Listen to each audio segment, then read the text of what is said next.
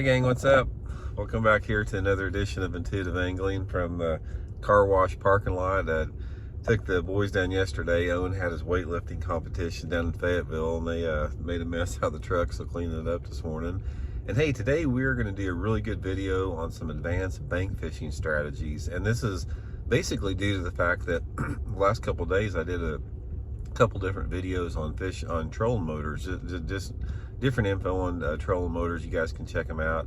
And I got a bunch of comments saying, that's great, Randy, but it's like, I don't have a boat. I fish off the bank. So I got a lot of experience bank fishing. Going to give you guys some good juicy tips with that. So real quick before we get started here, guys, just want to invite everybody, if you haven't had a chance, to swing by fishthemoment.com.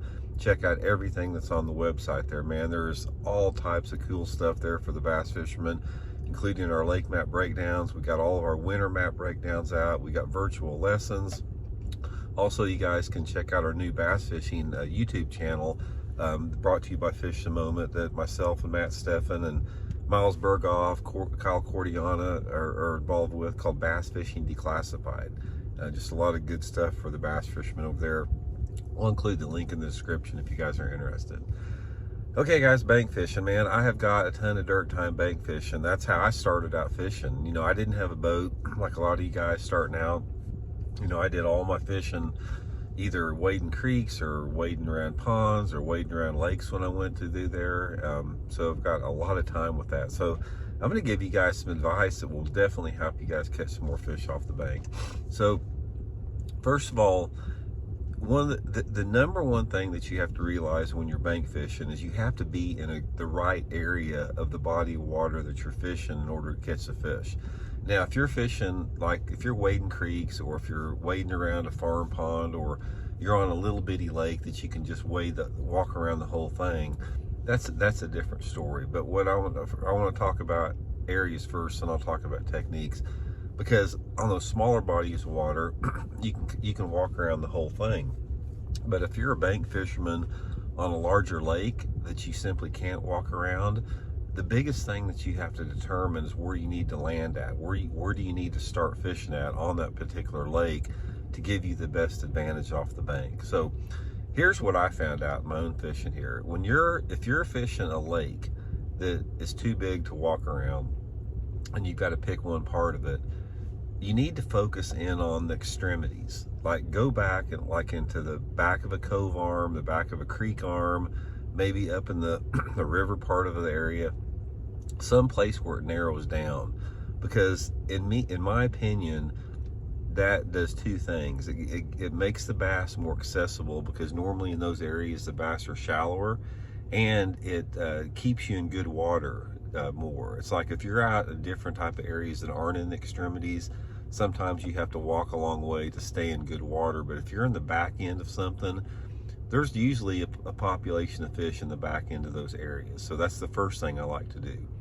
The second thing is, if you're not in one of those extremities, and say you pull up to some public use area, that type of deal, one of the things you have to get in mind, if you're physically able to do it, is if you're going to catch a lot of fish off the bank, you've got to be able to cover some ground. So prepare to be doing a lot of walking. You can't, bass fishing isn't like catfishing, where you see these guys, they pull up their car to a public use area and they put their lawn chair out and throw a chunk of liver out in the water and sit there, you know, drinking a 6-pack. That's not what bass fishing is, man. Bass fishing off the bank is just like bass fishing in a boat. You got to cover some water. So make sure you got the right type of shoes on to be able to get across rock, gravel, mud, whatever's on the bank there, and cover some water. Walk the bank, keep an eye out for visible targets, keep an eye out for like rock transitions, any type of cover that could potentially hold fish.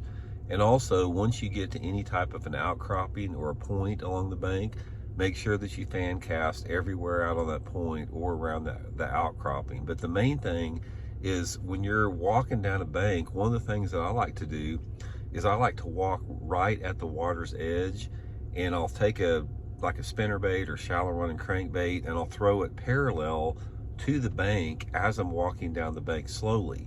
And if I get to a piece of cover, like say if I get to a lay down tree, obviously I pick that apart a little bit.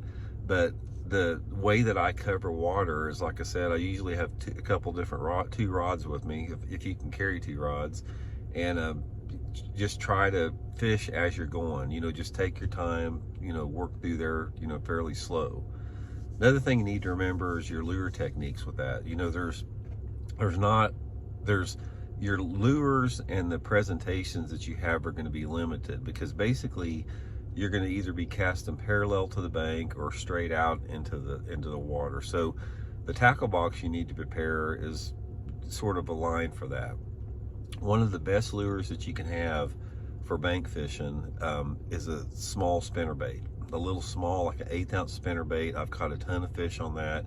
It seems like if you can get that little spinnerbait close to the bank, that there's always some fish to be caught on that, particularly around some farm ponds or smaller type of areas. The next thing that I like is some type of a small, shallow running crankbait, not necessarily a square bill, but guys, I've caught a ton of fish off the bank on like a Rebel little WR, something like that, or some type of little bomber crankbait, you know, just something really small that will run less than 3 or 4 feet deep, because this is something that you can cast parallel while you're walking the bank. Because if you're going to cast parallel down the bank, you can't get over about 3 or 4 feet out from the shoreline with your rod tip. So you got to have something that runs a little bit shallower. Another really good bait for bank fishing, depending upon the water temperature, is a small buzz bait. Small buzz bait's really good, like a pop R. That can be highly effective, especially early and late in the day. I'm gonna guess, guys, the #1 odds, if you want to give yourself the best odds of catching fish off the bank, is you have to get out during the low light conditions, like early in the morning, later in the evening, on cloudy and rainy days, and throw with top water if the water's over 60 degrees. This is one of the best ways to catch them for that. Now, again, a lot of it just depends on the cover. You may have a lake that's got some grass on it, and you might catch them on a frog.